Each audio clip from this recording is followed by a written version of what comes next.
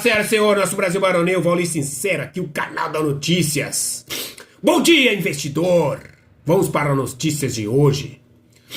Na última terça-feira, 4 de março, entraram em vigor as tarifas de 25% imposto pelo governo Donald Trump sobre produtos canadenses e mexicanos, além de uma tarifa adicional de 10% sobre importações chinesas, além dos 10% em vigor desde fevereiro, totalizando 20%.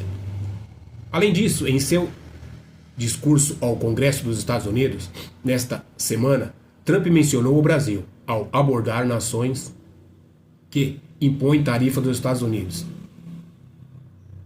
há décadas, sem uma contrapartida equivalente por parte do governo americano. Será que Trump está correto nesse falar ou foi apenas para jogar para a torcida?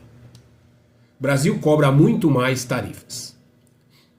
No gráfico a seguir, observa-se que, quanto mais à direita um país estiver posicionado, maior a tarifa aplicada por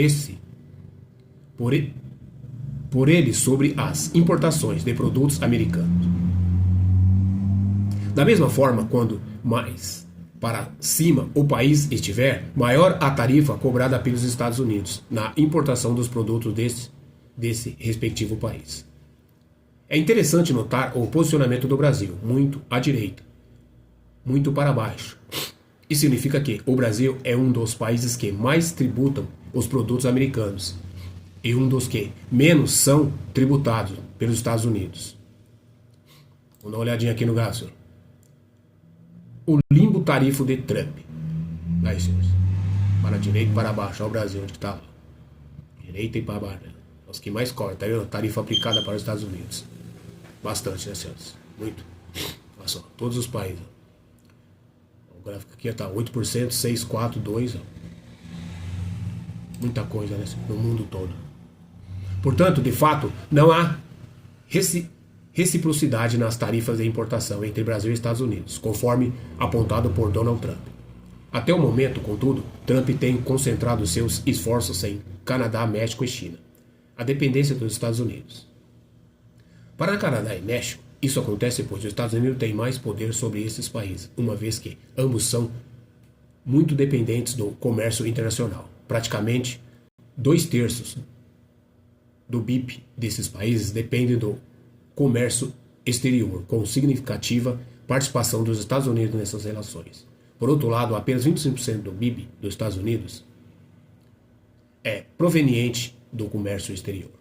Em termos práticos, os Estados Unidos possuem um alto poder de barganha sobre esses países, facilitando a importação de tarifas sobre os mesmos.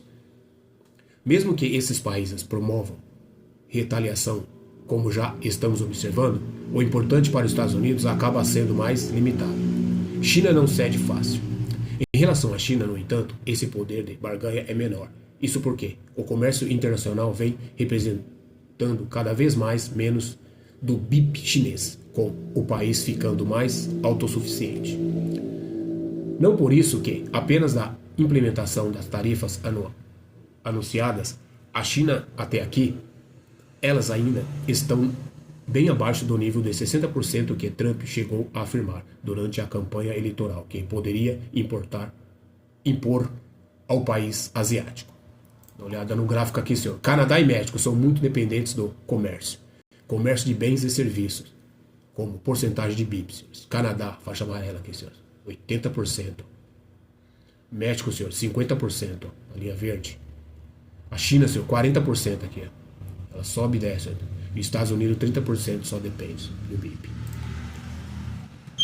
Continuando aqui, senhores.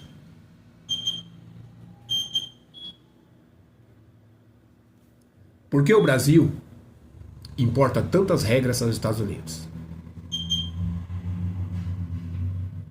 Impõe tantas regras para os Estados Unidos.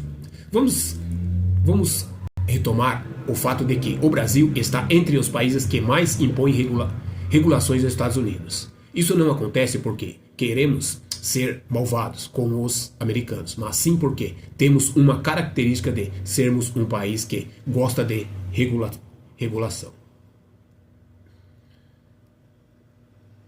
No gráfico abaixo, quanto mais à direita, o país está menos regulação nas suas economias, enquanto que, quanto mais para cima, maior o crescimento da produtividade da sua economia entre 2014 e 2025.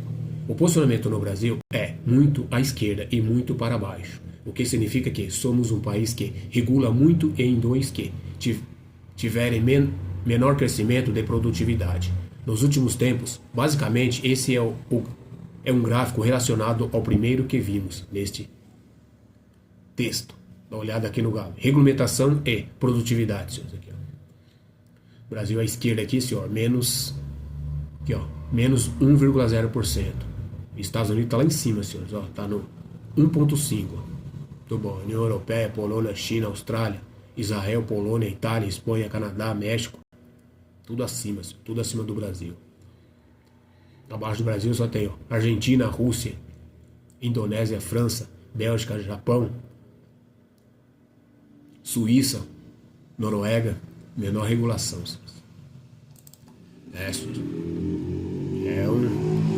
É uma conta que não fecha. O Brasil pode sofrer mais? Qual a característica do Brasil de ser um dos países com menor reciprocidade tarifária nos Estados Unidos? Estados Unidos tributa pouco e o Brasil tributa muito. A economia americana, podemos ver sim, algumas políticas mais direcionadas ao nosso país, o que poderia levar a mais processos sobre a inflação, em um cenário já desafiador. Até o momento não vimos isso acontecendo. Apesar do Brasil ser um dos países afetados pela tarifa de 25% sobre a importação de aço e alumínio, que começarão a ser implementada nos próximos dias, pelo fato do país ser um grande produtor e exportador de commodities. Muitas coisas ainda podem acontecer nessa discussão de tarifas comerciais. Nesse interior, devemos manter o foco no controle da nossa inflação, com a Selic permanecendo elevada por um tempo e, preferencialmente, com falas e políticas governamentais em prol da responsabilidade fiscal, enquanto aguardamos cenas do próximo capítulo.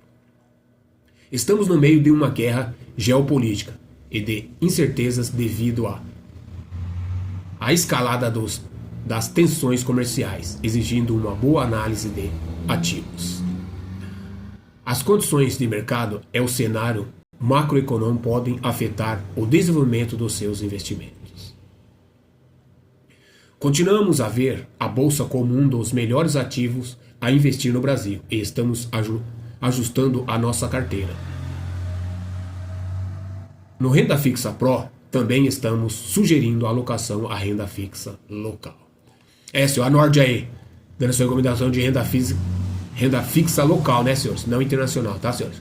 Mas sempre lembrando, senhores, isso não é recomendação de compra e de venda, tá, senhores? Analisa se é renda fixa local ou internacional, sabe, senhor? Analise seu portfólio, a sua carteira, veja qual é o melhor segmento que pode caber na sua composição de investimento, tá bom? Fica por aqui! Obrigado e tchau!